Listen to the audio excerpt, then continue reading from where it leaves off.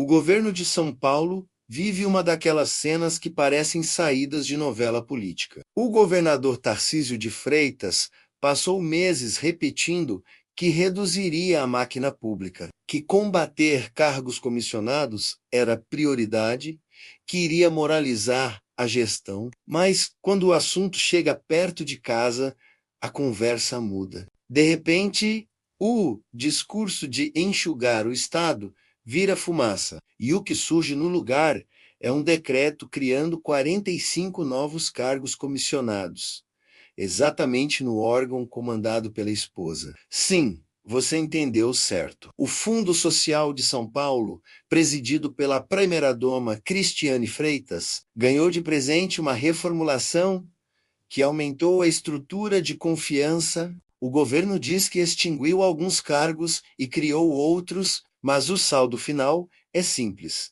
Foram acrescentados 45 novos cargos.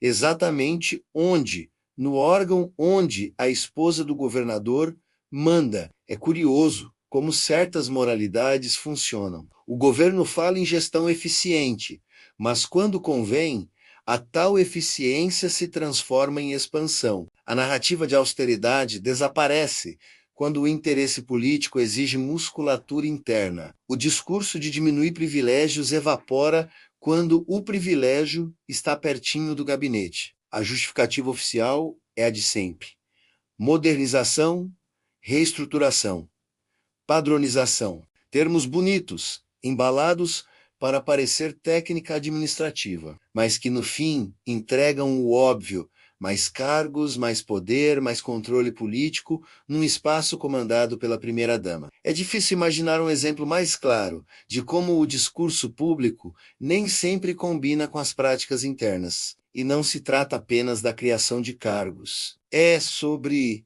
a simbologia, como alguém que usa o argumento de reduzir o Estado como bandeira central, cria dezenas de novos cargos, exatamente no setor liderado pela própria esposa. A política tem dessas ironias, mas essa beira o cinismo administrativo, e aí vem a parte mais intrigante. Não é ilegal criar cargos. A Constituição permite, o decreto foi assinado, o Diário Oficial publicou, e está tudo conforme a máquina pública funciona. O problema não é a legalidade, é a coerência, é a moralidade, é o discurso que se desmonta diante dos fatos. Quando um governador cria cargos comissionados onde a esposa é presidente do órgão, a pergunta é inevitável: isso é gestão ou é conveniência? A política brasileira tem um padrão.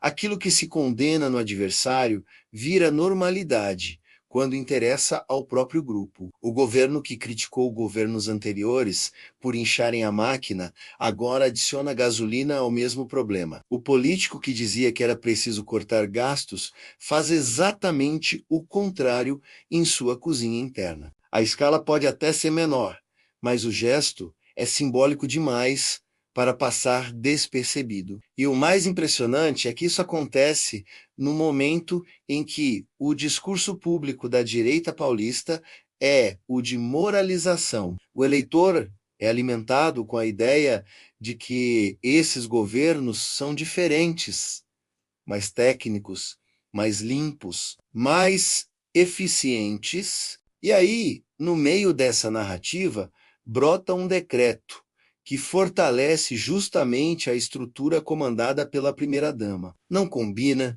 não bate, não fecha. Se fosse em outro governo, a repercussão seria explosiva. Seria manchete acusando aparelhamento séria, discurso inflamado sobre nepotismo.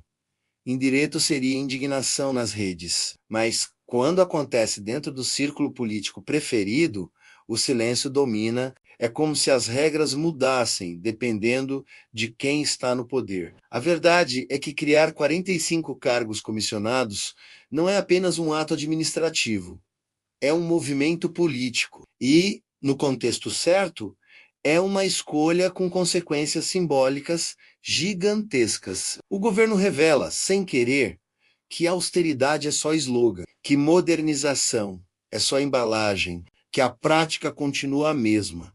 Quando interessa, a máquina cresce. O eleitor merece saber disso. Merece ver o contraste entre o discurso e a ação. Merece entender que a política não é feita apenas do que se fala em palanque, mas principalmente do que se assina em decreto. E nesse caso, o decreto diz tudo o que o discurso tenta esconder. Em um país acostumado a marketing político, Tarcísio vem de imagem de gestor técnico. Mas decisões como essa mostram que, no fim, todo governo tem tentação de usar a máquina a seu favor. A diferença é que alguns tentam esconder melhor. A pergunta final é simples. Se o governador cria 45 cargos para fortalecer o órgão comandado pela esposa, o que mais ele está disposto a fazer em nome da conveniência? A resposta, infelizmente, o tempo entrega.